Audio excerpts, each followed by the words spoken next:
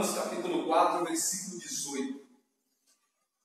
A palavra de Deus diz o seguinte, irmãos: esperando contra toda a esperança, Abraão teve fé e se tornou pai de muitas nações, segundo o que lhe fora dito, assim será a tua descendência. Não vacilou na fé, embora reconhecendo o seu próprio corpo sem vigor, pois tinha quase 100 anos, e o seio de Sara igualmente amortecido. Vou continuar depois do versículo 20. Antes, a promessa de Deus não vacilou, não desconfiou, mas conservou-se forte na fé e deu glória a Deus. Estava plenamente convencido de que Deus era poderoso para cumprir o que prometera. Essas são para nós palavras do Senhor. Meus irmãos e minhas irmãs, a fé, como as outras virtudes, ela só é provada na adversidade. É exatamente na contradição, no contraste, que a fé como virtude, ela é provada. E muitos de nós, infelizmente, ainda têm um conceito raso de fé. De que fé é somente aquele meio pelo qual a gente consegue de Deus o que nós queremos. E aí nós restringimos a fé simplesmente em um meio de conseguir de Deus aquilo que nós queremos. Mas é muito lindo quando nós temos uma visão ampla do que é a fé. E a fé, ela precisa ser compreendida como uma virtude que deve ser manifesta, testada, exatamente na contradição, exatamente no momento em que há um contraste. Então, meus irmãos, quando nós meditamos nisso, nós vemos que na vida espiritual, no reino de Deus é desse jeito. Tudo é provado aonde há um contraste. Por exemplo, quando Jesus envia os seus, ele diz assim: eu vos envio como cordeiros em meio a lobos. Ele não disse assim: eu vos envio como cordeiro no meio de cordeiros. O Senhor, em Mateus 5, 13, 14, ele diz: vós sois o sal da terra e a luz do mundo. Só coloca sal, é óbvio, onde precisa. Só se acende uma luz, é óbvio, onde se está escuro. Ele nos coloca, por isso que o Senhor fala também em João 17: Pai, eu não peço que os tire do mundo. Eu só peço que os preserve do maligno, estando eles no mundo. Mas eu quero que eles estejam no mundo, não sendo do mundo, e no mundo sejam a luz do mundo. Então nós vemos que sempre o Senhor nos colocará em contradição aquela oração famosa atribuída a São Francisco de Assis, que diz: onde houver ódio, que eu levo amor. Onde houver tristeza, que eu leve alegria. Onde houver discórdia, que eu leve união. E quando nós falamos sobre fé, nós precisamos entender que é dessa forma que ela tem que ser compreendida. Nós estamos aqui diante de um texto que fala sobre Abraão. E o título da minha Bíblia aqui diz: Abraão, o pai de todos na fé. Abraão foi aquele cara chamado por Deus: olha, sai da tua terra e vai. Deus nem deu muitos detalhes, mas aquele homem saiu e, obediente a Deus, foi. E Deus dá uma promessa a ele: olha para o céu, veja as estrelas, tenta contar. Olha para a areia do mar, veja se você consegue contar os grãos que há. Assim será a tua descendência. Mas como assim? Cadê meu filho? Cadê minha condição de ser pai? Mas exatamente nessa obscuridade é que ele mantém a sua fé. Porque a palavra faz questão de dizer aqui no versículo 18 que nós lemos: esperando contra toda esperança. Abraão teve fé e se tornou pai de muitas nações. Ele se conservou em fé no momento em que nada dizia para ele que aquilo iria dar certo. Mas ele esperou perseverante até que a promessa do Senhor se concretizou na vida dele. Por isso que Hebreus 11:1 faz a famosa declaração do conceito de fé. A fé é o fundamento da esperança, é a certeza certeza a respeito daquilo que não se vê. Então, irmãos e irmãs, quando nós temos uma fé imatura, nós só cremos a partir do momento em que nós vemos. Foi o que Jesus disse para Tomé: feliz aquele que crê sem precisar ver. No mesmo Evangelho de João também o Senhor diz assim: se não verdes milagres, vós não credes. Então, quando nós esperamos uma manifestação de Deus acontecer para aí então nós cremos, é porque nós estamos num nível muito grande de imaturidade na fé. Porque quando nós nos amadurecemos na fé, nós, mesmo estando no meio de um caos, nós conseguimos nos manter perseverantes. Nós conseguimos nos manter firmes. É lindo quando a palavra diz assim: ele não vacilou na fé, embora reconhecendo o seu próprio corpo sem vigor. E ainda da sua esposa, também amortecido. E mais lindo é quando a palavra diz assim: ele conservou-se forte na fé e deu glórias a Deus. A maturidade na fé, meus irmãos, leva a cada um de nós também a glorificarmos o Senhor no momento em que nada aponta, em que nada nos dá razão para isso. Porque nós não podemos louvar a Deus por razões que nós estamos vendo. A maior razão é simplesmente Deus existir. É simplesmente Deus ser o nosso Senhor. E Ele deu glórias a Deus.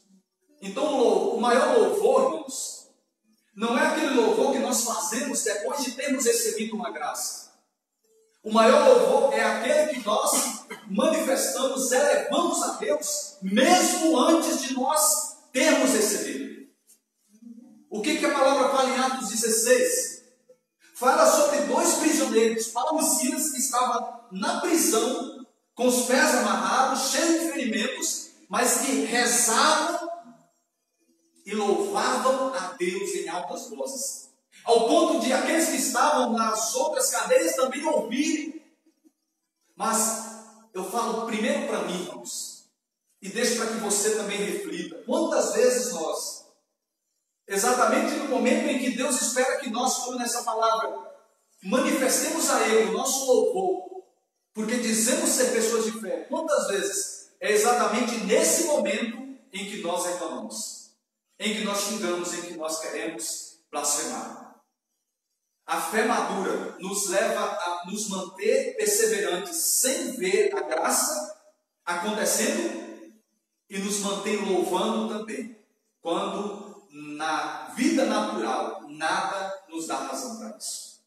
Mas uma outra palavra que Deus concedeu para que nós pudéssemos, diante desse tema, estar refletindo, é Hebreus capítulo 10, versículo 23.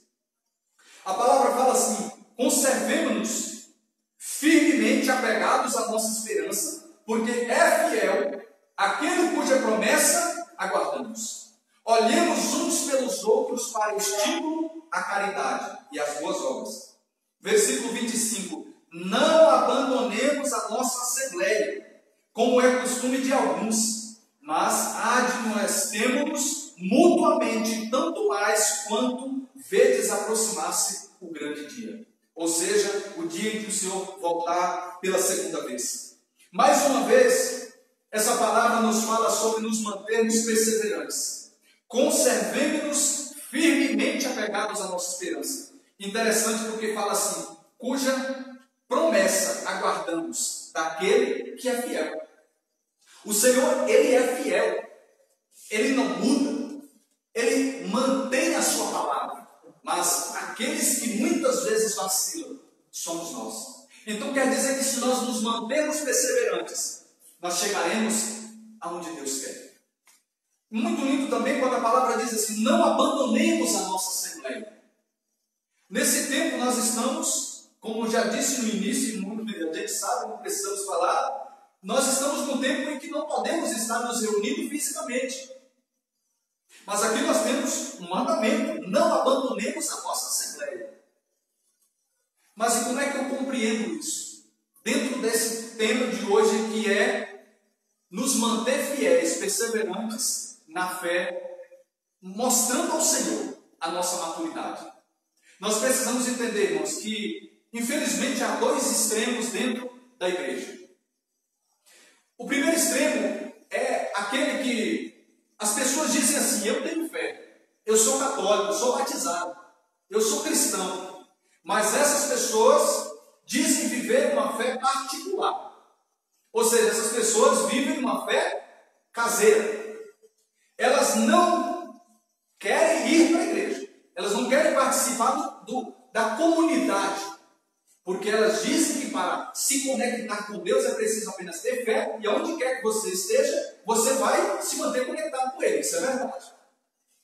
Mas o mesmo Senhor que nos deu o mandamento, Mateus 6,6, olha, quando for orar, entra no teu quarto, no teu secreto, ora teu pai que está em segredo, ele te recompensará.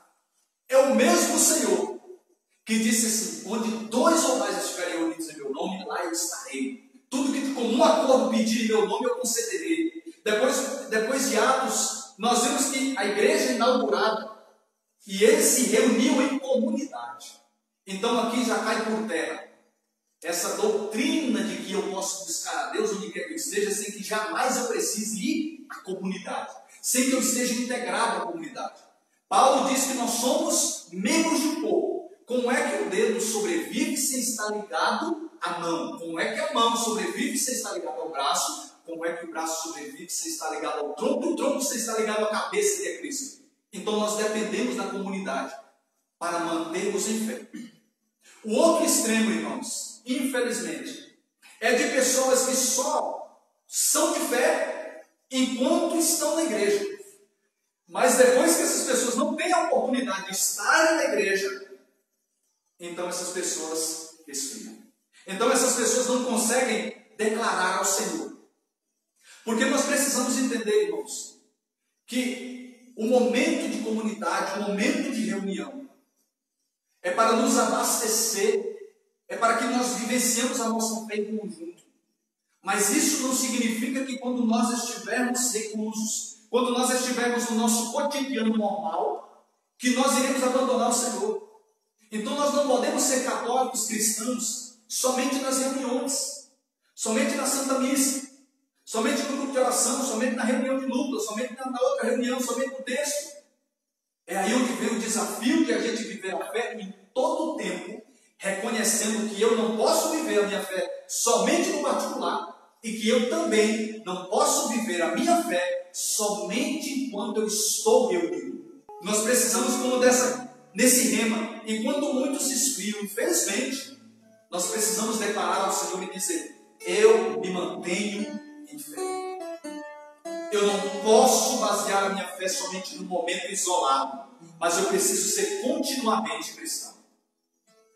Por isso que, encerrando, irmãos, a palavra de Deus fala por meio de Timóteo, na segunda carta, capítulo 2, verso 12 e 13, assim: se soubermos perseverar, com Ele nós iremos reinar.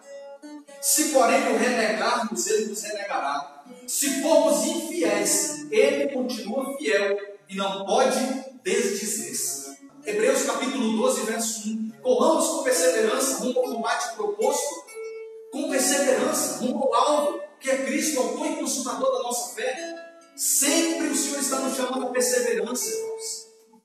Porque a nossa fé não pode ser um momento, a nossa fé não pode ser até determinado ponto da nossa história.